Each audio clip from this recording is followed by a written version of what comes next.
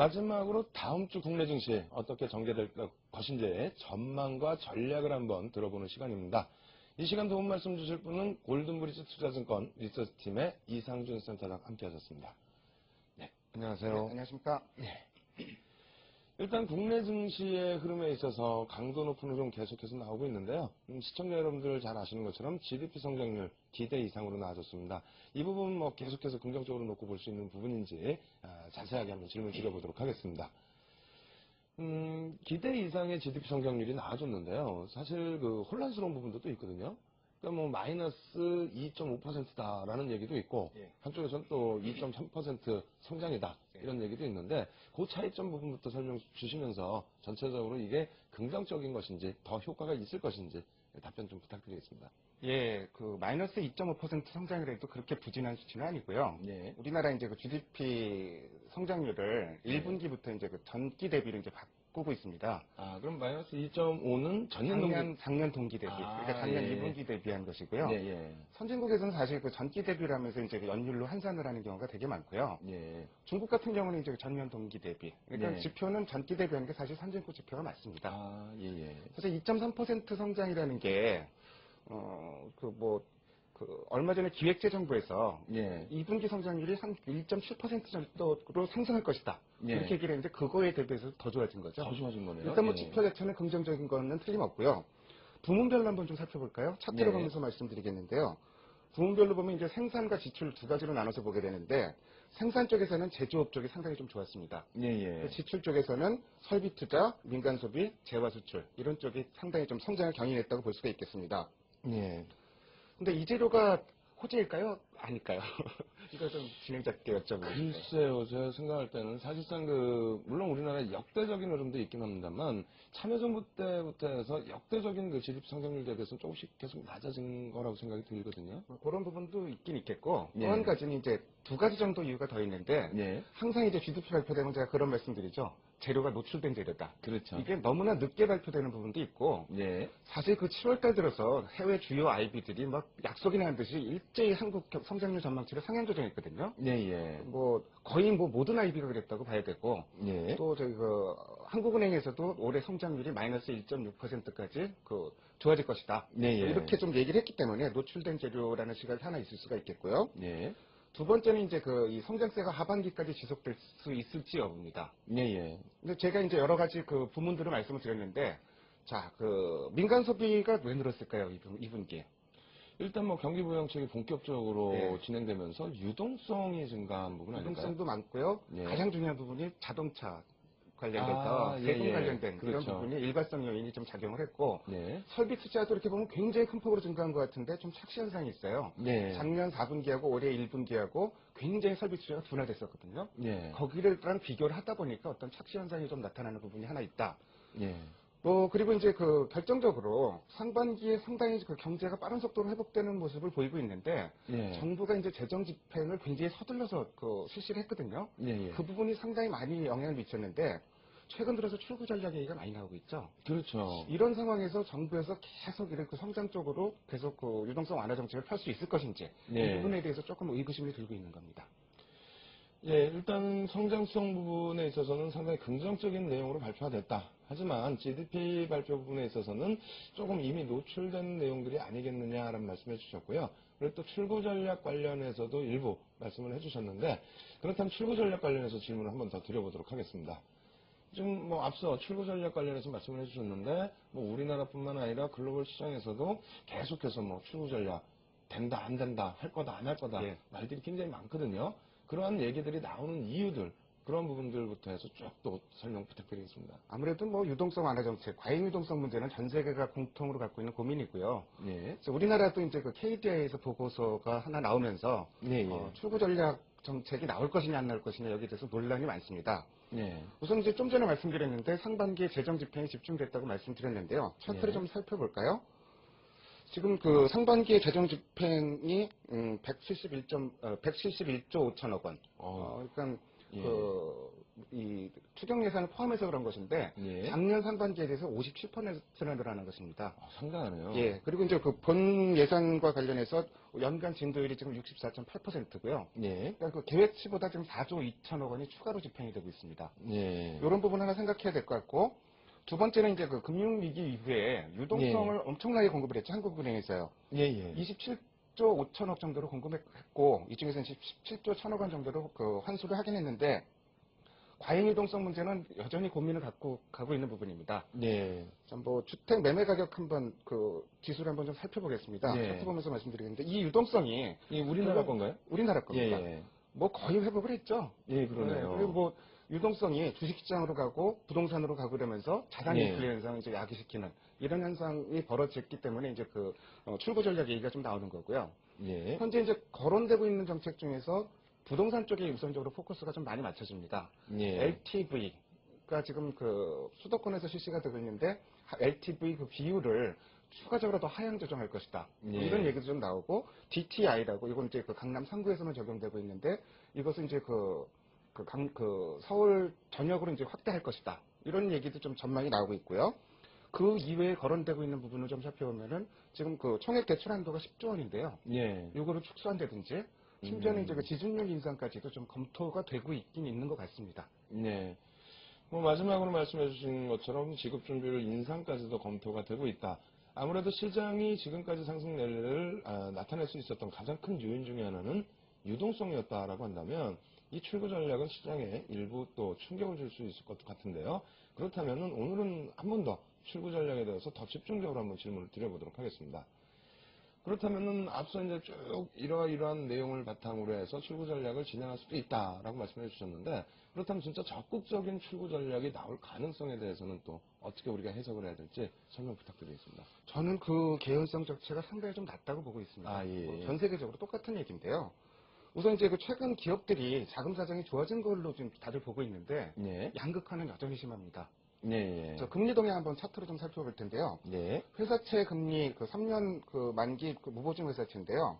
AA 마이너스 등급과 BBB 마이너스 등급을 살펴봤습니다. 네. 이게 이제 그 올해 들어서 굉장히 벌어졌죠. 그 스프레드가요. 예. 근데 별로 축소되질 않고 있어요. 아, 그러네요. 그러니까 여전히 뭐 어려운 회사들은 좀 자금 사정이 어렵다 이런 걸 보여주는 지표라고 볼 수가 있겠고요. 예. 또 차트는 준비를 안 했는데 지금 그 유동성을 공급을 했는데 M1 증가율은 쭉 올라가는데 예. M2 증가율은 거꾸로 내려가고 있어요. 예. 이 얘기는 돈을 유동성을 공급을 했지만 유동성 공급의 효과가 나타나질 않고 있다. 뭐 이 두 가지 요인만 봐도 예. 사실은 그 출구 전략을 적극적으로 펼치기가 좀 어려운 상황이고요. 또 한 가지 이제 그 제가 얼마 전에 재고 순환도라는 그 차트를 한번 보여드린 적이 있는데 예. 거기서 말씀드린 점이 지금 재고 순환도가 경기 선행지수의 그 주요 항목인 재고 순환이 좋아지고 있는데 그게 어떤 출하가 늘어서는 게 아니라 출하가 줄어드는 것보다 재고가 더 빨리 줄어들기 때문에 일시적으로 좋게 보이는 현상이다. 예. 좋아지려면 출하도 늘고 따라서 그 재고도 다시 늘어나고 그러기 위해서는 그 전제 조건으로 수요가 늘어야 되는데 예. 그 부분이 확인은 안 되고 있죠. 예. 이제 거기다가 이제 그 결정적으로 사실 미국에서도 이 출구 전략 논의가 굉장히 많았었잖아요. 예. 그렇죠. 근데 결론은 지금 유동성 완화 정책으로 계속 가는 쪽으로 좀 거의 이제 그 예. 결론이 지어지고 있고요. 근데 과거 정책상으로 볼 때 우리나라에서 과연 선제적으로 어떤 이 출구 전략을 펼 수 있을까? 이 예. 부분에 대해서는 좀 의구심이 들고요. 그래서 전체적으로 결론을 내리자면은 강력한 그 출구 전략을 펼칠 가능성은 그렇게 크지 않다고 보고 있습니다. 예. 네, 일부 자산 부분에 대해서는 일부인가 조금 우려할 부분도 있겠습니다만, 그렇다고 해서 지금 경기 부양책을 통해서 나온 유동성 부분이 너무 광범위하게 뻗어 있거나 그렇지 않기 때문에 현재 기준에서는 뭐 우리나라 시장뿐만 아니라 글로벌 시장 전체적으로 적극적인 출구 전략을 단행하기는 다소 어려울 것이다라는 전망을 주셨습니다. 그렇다면은 출구 전략 부분에 대해서 이제 요즘에 관심도 많이 있었던 부분인데 거기에 이제 추가적인 부분이 아무래도 이제 수급 동향이 되겠죠. 수급 동향에 대해서도 한번 질문을 드려보겠습니다.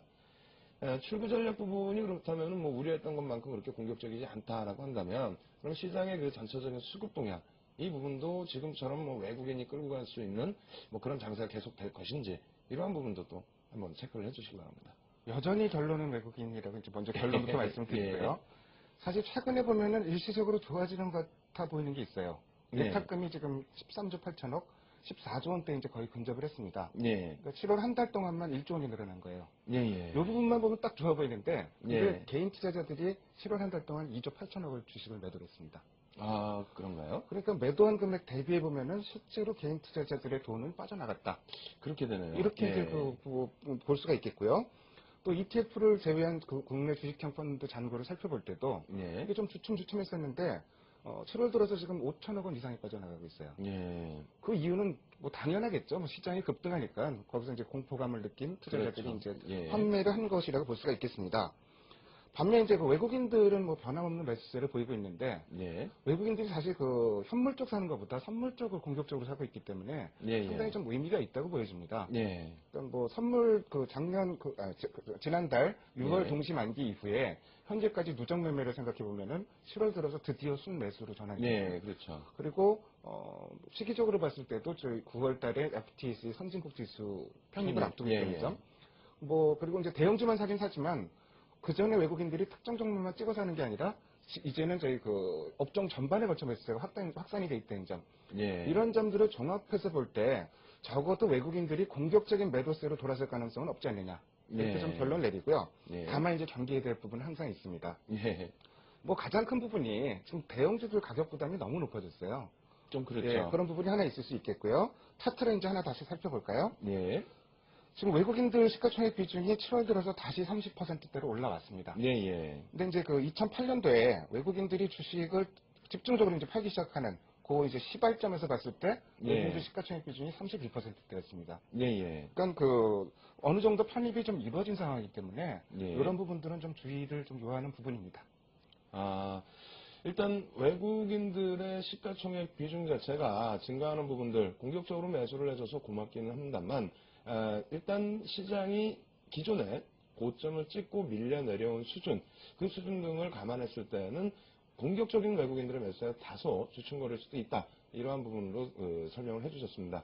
일단 그렇다면 뭐 가장 중요한 것이 다음 주 7월 마지막 주간이 되는데 다음 주에 국내 증시는 어떻게 전개가 될 것인지 또 이에 대한 투자 전략 어떻게 가지고 가야 될 것인지 질문 드려보도록 하겠습니다.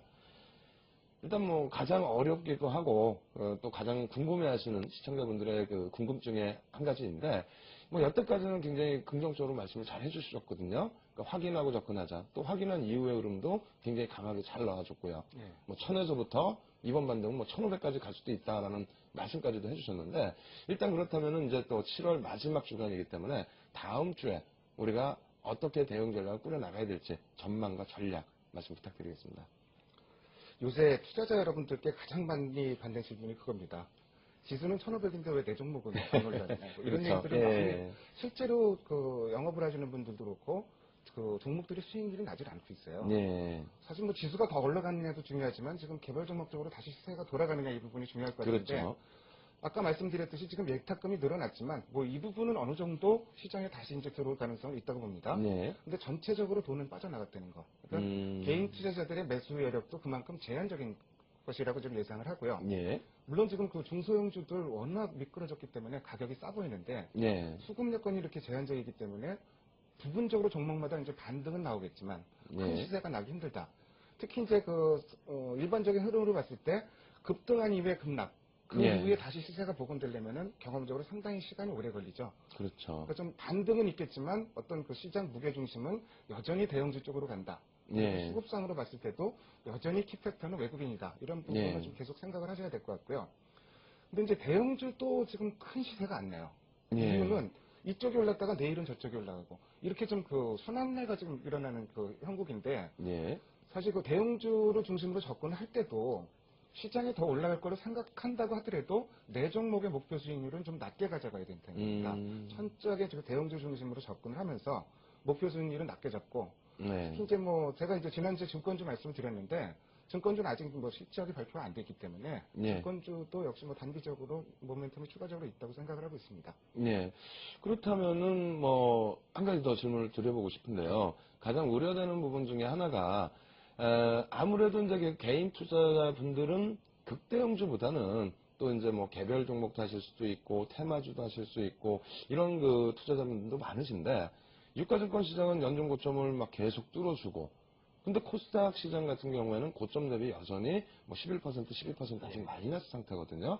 그럼 이 흐름이 당분간 뭐 좀 지속될 수 있다라는 말씀이신 건지. 예, 예. 그러니까 국지적인 변화는 있겠지만 큰 흐름 자체는 이렇게 간다고 보고요. 예. 이 대목에서 참 그 투자자 여러분께서 생각하셔야 될 부분이 항상 투자자 여러분들은 낙폭거래주만 찾아요. 예, 그게 그렇죠. 이렇게 한번 시세가 났다가 낙폭이 커진 종목들은 시세가 복원될 때까지 상당히 시간이 걸린다는 거. 예. 그러니까 오히려 모멘텀적으로 가는 종목들을 단기적으로 접근해야지 좀 그 낙폭이 커져서 움직이지 않고 있거나 추가 하락 가능성이 있는 종목들에 대해서 가격이 싸다고 접근하는 건 좀 무리한 발상이 아닌가 좀 이런 그렇죠. 생각이 또 고점 대비해서 하락률만 놓고 보시기에는 예. 저점 대비 올라온 폭도 확인을 해야 된다. 그렇습니다. 예, 잘 알겠습니다. 예, 일단 전략 부분에서 지난주에 굉장히 저도 기억이 남는데요. 지난주에 말씀해 주신 내용, 3월 결산 법인이기 때문에 1사분기 실적 나오는 증권주 자세히 한번 살펴보자 이렇게 말씀을 해주셨거든요. 근데 이번 주에도 역시 똑같은 말씀을 해주셨습니다. 아직까지 실적 발표 앞두고 있기 때문에 조금 더 이제 모멘텀이 있을 수 있다. 다음 주에 증권주 여전하게 관심 업종으로 말씀을 해주셨고요. 그리고 시장 전략 부분에 있어서는 뭐 윗방향 조금 더 놓고 보신다 할지라도 수익률 목표치는 조금은 낮춰놓자 이렇게 말씀을 해주셨습니다. 예, 지금까지 도움 말씀 주신 분은 골든브리지 투자증권 이상준 센터장이었습니다. 예, 감사합니다.